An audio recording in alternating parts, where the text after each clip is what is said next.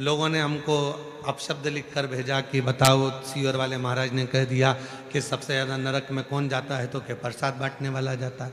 प्रसाद बांटने वाला नरक में क्यों जाता है? तो कहा प्रसाद बांटने वाला प्रसाद कभी भी बंटता है तो अच्छी जगह पर बंटता है, धर्म की जगह पर बंटता है। मंदिर, देवालय, शिवालय, कथा, भागवत, सत्संग, संकीर्तन, तीर्थ, प्रसाद अच्छी जगह पर बंटता है।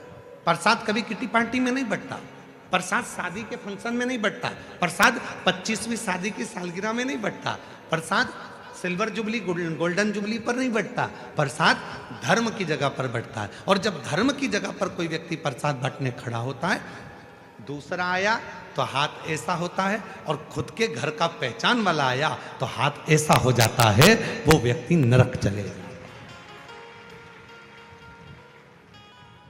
पत्नी आई, हाथ बड़ा, बेटा आया, हाथ बड़ा, कोई दूसरा आया, हाथ छोटा, सबको ऐसे ऐसे ऐसे ऐसे दे रहे। तो जैसी पत्नी आके खड़ी हुई तो मुट्ठा भर के दे दिया, बेटा आया तो मुट्ठा भर कर दे दिया, कोई आया परिचित भाई आया, काका आया, काकी आई, तो उन्होंने पस भर कर दे दिया। पर उसने ये नहीं सोचा कि हम धर्म की जगह पर खड़े होकर प्रसाद में भेदभाव कर रहे हैं। जब हम प्रसाद में भेदभाव कर रहे हैं तो वो परमात्मा की दृष्टि में रहेगा और हमको नरक भोगना पड़ेगा।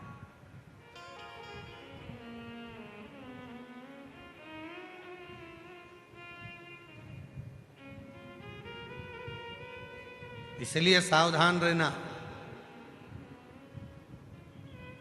धर्म की जगह पर, सत्कर्म की जगह पर, मंदिर, शिवालय, देवालय, सारी जगह पर एक बराबर, एक जाजम में, एक आनंद के साथ प्रसाद का वितरण होना चाहिए।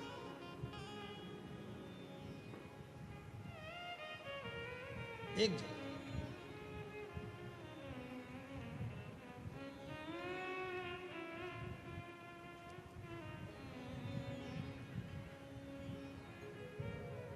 शेगांव के गजानन जी महाराज,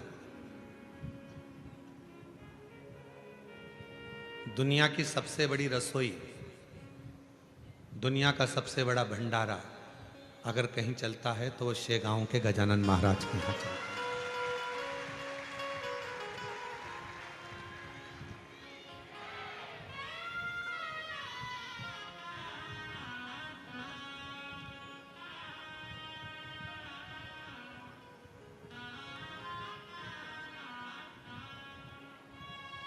लगभग 28 साल पहले की बात है।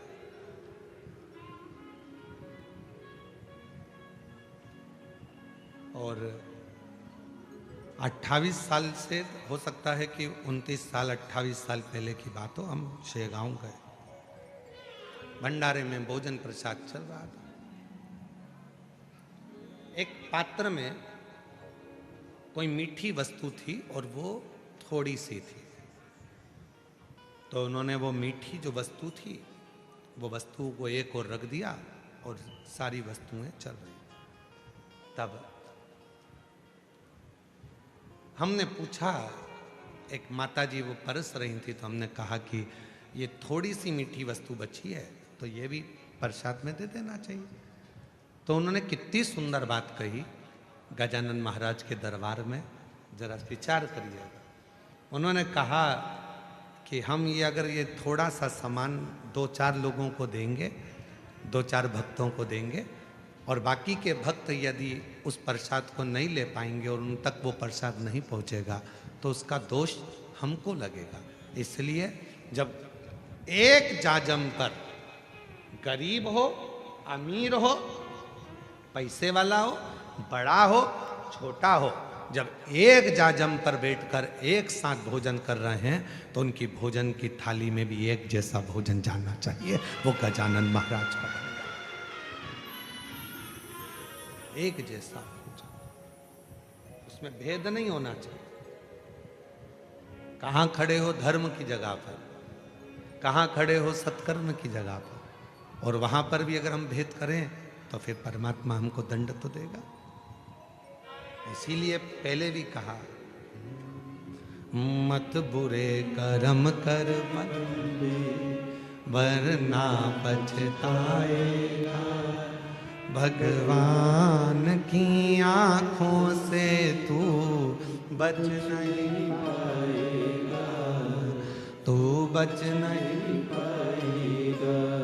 अरे ओ अज्ञानी मत करना नादानी, अरे ओ अज्ञानी मत करना नादानी। तेरे कर्म का फल भी तो ही पाएगा, जैसा किया तूने तेरे आगे आएगा। मत बुरे कर्म कर बंदे वरना पछताएगा। भगवान की आंखों से तू बच नहीं पाएगा, तू बच नहीं पाएगा। अरे ओ अज्ञानी मत करना नादानी। समभाव, समदृष्टि, समविचार, समसोच, समभाव रखिए।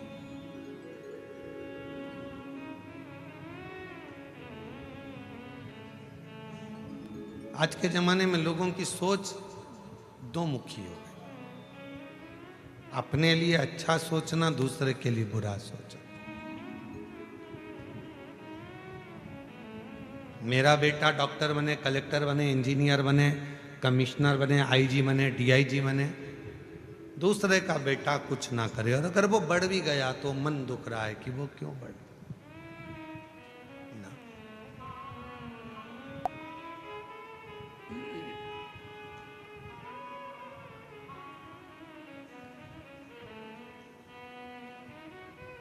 कितना सुंदर संवाद है शिव महापुराण की कथा में। तुमरुका जी चंचूला देवी से कहते हैं, चंचूला, जिस नारी के मन में किसी भी बच्चों के प्रति यदि बैरभाव उत्पन्न हो जाता है, उस नारी को अपने जीवन में मृत्यु से पहले कष्ट भोगना पड़ता है, बहुत कष्ट।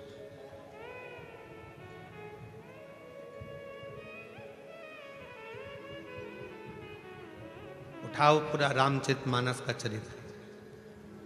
राम जी के जाने की कथा मिलती है रामचरितमानस में कि राम जी ने सरयू जी में समाधि। लक्ष्मण जी के जाने की खबर मिलती है, भरत जी के जाने की खबर मिलती है, शत्रुघ्न जी के जाने की खबर मिलती है, मां जानकी जी के जाने की खबर मिलती है, यहां तक भगवान कृष्ण के भी जाने की खबर द्वापर में मिलती है। राधा रुक्मणी जी के जाने की भी खबर द्वापर में मिलती है। आप सब विद्वान बैठे हो, सब विद्वान हो, ऐसा नहीं कि आप में विद्वत्ता नहीं है। आप में से किसी को मालूम हो कि मंथरा कब गई, कैसे गई, मंथरा के प्राण कैसे छूटे, मंथरा का शरीर कैसा छूटा? अगर आप लोगों को किसी को मालूम हो तो हमको जरूर लिख के भेजना कि मंथरा ऐसे मरी थी। जिस समय पर भरत जी महाराज को मालूम पड़ा कि मंथरा ने भगवान राम जी को वन भेज दिया, क्रोध में आ गए भरत जी महाराज मंथरा के ऊपर, पर मंथरा को कुछ नहीं कहा। क्या, क्यों? इस राम जी आए वनवास से वापिस, मंथरा सामने खड़ी थी और मंथरा ने हाथ जोड़कर राम जी से कहा था कि मुझे आप मृत्यु दंड दे दो, मैं मर। राम जी ने कहा, मां क्यों ऐसी बात करती हो कि मृत्यु दंड दे दो? तब लक्ष्मण जी ने कहा, भैया ये मंथरा जिसने तुम्हें 14 वर्ष के लिए माता कैकेयी से कहकर वन पहुंचाया था, आप मंथरा को मृत्युदंड क्यों नहीं दे देते? ये कितने घर में जाएगी और कितने घर फोड़ेगी और कितने घरों में वनवास कराएगी। भगवान लक्ष्मण जी ने जब कहा, राम जी ने समझा कर कहा, लक्ष्मण कुछ मत बोल, सबको अपने कर्म का दंड भोगना पड़ता है। इस मंथरा को अगर मैं मृत्यु दंड दे भी दूंगा तो ये तुरंत मर जाएगी, पर इसके कर्म का भोग अभी इसको पृथ्वी पर रहकर भोगना पड़ेगा। जब मौत आएगी उससे पहले इसको भुगतना पड़ेगा। ये मृत्यु का कर्म है। मृत्यु